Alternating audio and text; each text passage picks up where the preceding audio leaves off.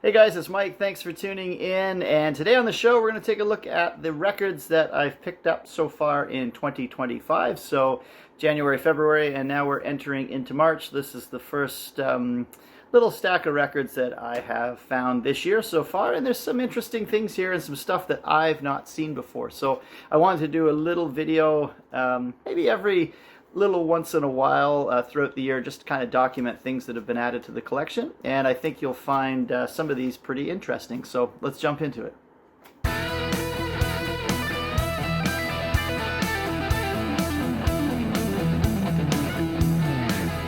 So this first batch of records has some stuff that I hadn't seen before. This one in particular I had not seen before. This is called First Vibrations, and it's a compilation album from 1969. It's got the Beatles, Buffalo Springfield, Genesis is on here, Eric Burdon and the Animals, Jefferson Airplane, Donovan, Ravi Shankar, Jimi Hendrix, The Byrds, the Peanut Butter Conspiracy, and Canned Heat. So it's a bit of a 60s compilation, but it says, the wall says Speed, which is pretty cool. So I thought this was a neat record.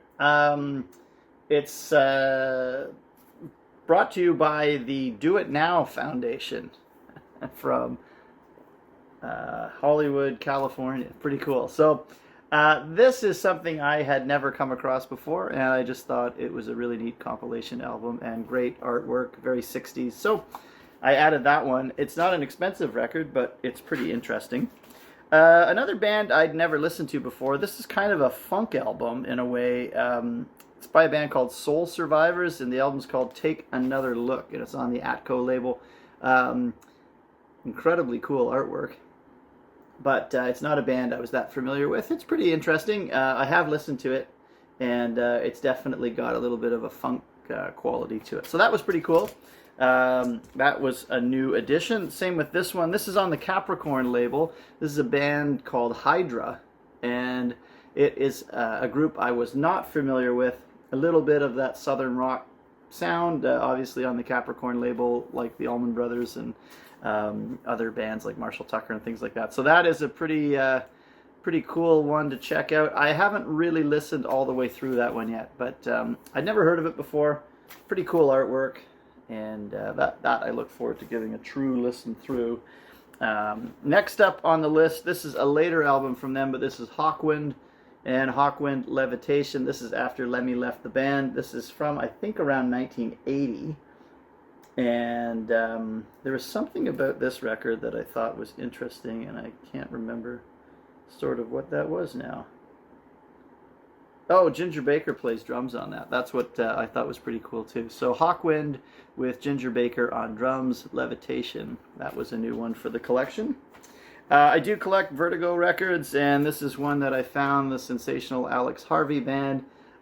He's really interesting. If you get into his stuff, it's pretty cool. And this is just the album called Next, but it is very different and unique sounding, and I do like that stuff. So that is the Sensational Alex Harvey Band.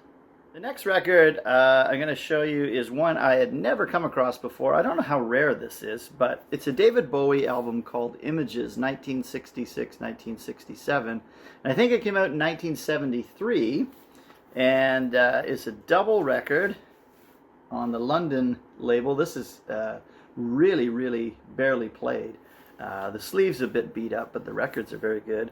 And it's got the gatefold and artwork on both sides, which is pretty interesting. Now, as I say, I've never come across this one. I don't know how hard it is to find this, but I don't remember seeing it before, but I may have and just not really realized what it was. But this is very early Bowie stuff, and something that I thought was pretty interesting, and it's not very expensive. I think I paid about $19 for it.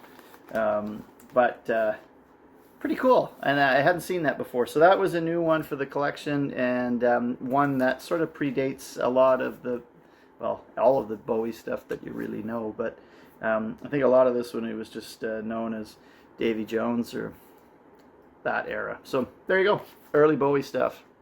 Okay, the next record I'm going to get into is It's a Big Bad Beautiful Day. And A Beautiful Day was a band out of the Bay Area. And I think this is early 70s that this came out. As you can tell. How could that be a bad record, right?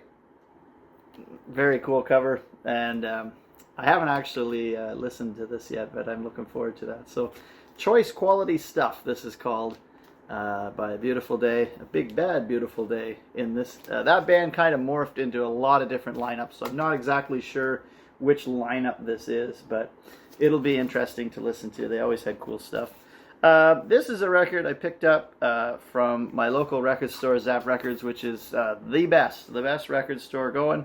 If you get a chance, Cobourg, Ontario, Zap Records, definitely check them out. This is Fairport Convention and Liege and Leaf, and I like that Sandy Denny Fairport Convention folk stuff that they did, and this is a really good record. So this is not an original pressing, but it's a nice quality one on the Island label, and it played great. I really like this record, so that's a good one to check out for sure. The next one, I've not listened to this yet, and to be honest, I don't really know what I've gotten myself into, but it's on the Bearsville label, which is sort of Todd Rundgren stuff usually, I think. But this is Fool's Paradise, and the album's called Lazarus.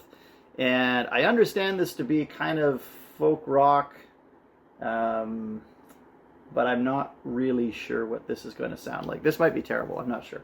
But I saw it, and I've seen it a couple of times, different places, and I got this for a really cheap price, and I thought to try it out I would. But The Fool's Paradise is that one. If anybody knows anything about these guys, let me know. I'm certainly not familiar with what they did or who they are. So I'd love more information on that. But I've got the record now.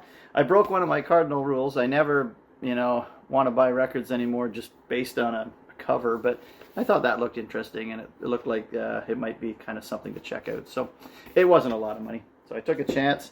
And last in this little stack is Crowbar Heavy Duty, and these guys are a Canadian band and are just a great live rock and roll band. But this is an album of theirs I didn't have, and it came with the original inner sleeve photo, so it was a cool pickup. So a Crowbar record I didn't already have at this point, and Heavy Duty. It's got that nice foil cover. It's pretty cool. So that's the next stack. Okay, here's the last pile that I picked up in this last little bit for January, February records.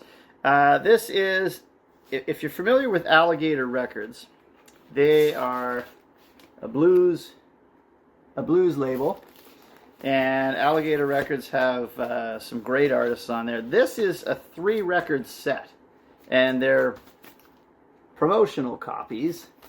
But we have genuine house rocking music. If you know the band, oh, now I'm gonna forget them. Their album's called that. I think they're even on here somewhere. It'll come back to me. Everybody's probably yelling at their computer right now. Hound Dog Taylor and the House Rockers. Genuine house rocking music. Genuine house rocking music. That is Hound Dog Taylor's great album. But this set is called that, and there's 3 of them. 1, 2, 3. They're promo copies, as I said, and they're kind of a cool compilation of stuff. So who's on here? Elvin Bishop is on here. Who else do I kind of like to listen to? Roy Buchanan is on here. Lonnie Brooks is on here. Little Charlie and the Night Cats, who I don't know who they are, but they'll be probably pretty cool. Big Twist and the Mellow Fellows is on here. Clarence Gatemouth Brown is on here. Lonnie Mack is on here. James Cotton, Johnny Winter, Albert Collins, Lonnie Mack. I think I said him already. Coco Taylor's on here. And, oh, there it is, Hound Dog Taylor and the House Rockers. He's on there, too. So these are 3 compilation records, or samplers, I think they're called more, of great Alligator Record stuff. If you're into blues stuff, take a look for that label. It's all good electric blues stuff. It's pretty cool. Next up on my list is Mark Beno. Now, this is an album I had not found before. But Booker T is on this. Ry Cooder plays on this record. Rita Coolidge is on here. It's just, I think, I haven't listened to it yet, but I think it's sort of a blues and R&B sounding album on A&M. And the album is just in great shape. So that's one I had not stumbled across before. And it's in, the cover is that textured paper that sometimes is used on those vintage pressings. So I like that. So there you go, Mark Benno. I'm looking forward to hearing that. If you've heard that one before, let me know what you think. But that's one I've been kind of trying to sort and find.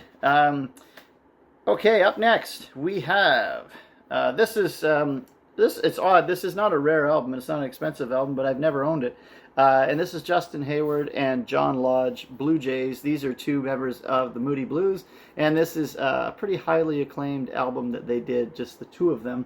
So I wanted to own a copy of that. So that is Blue Jays. I think that's probably worth all of about $2, but it's one that I didn't own already.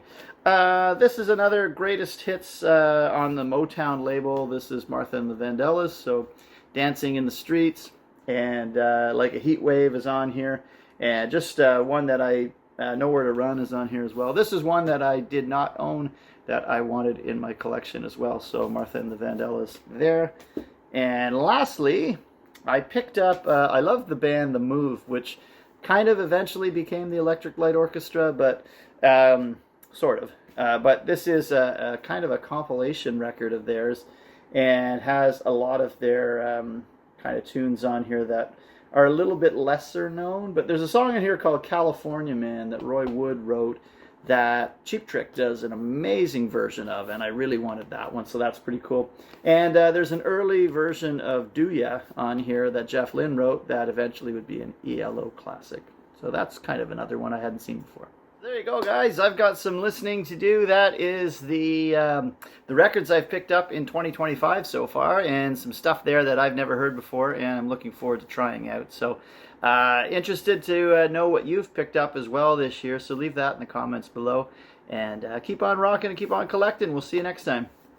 Hey guys, thanks for watching. If you're a big fan of rock and roll and you like records, guitars, and stories about rock and roll, be sure to give us a like and subscribe and ring that bell. It helps us to grow the channel and keep more stuff coming. Thanks a lot.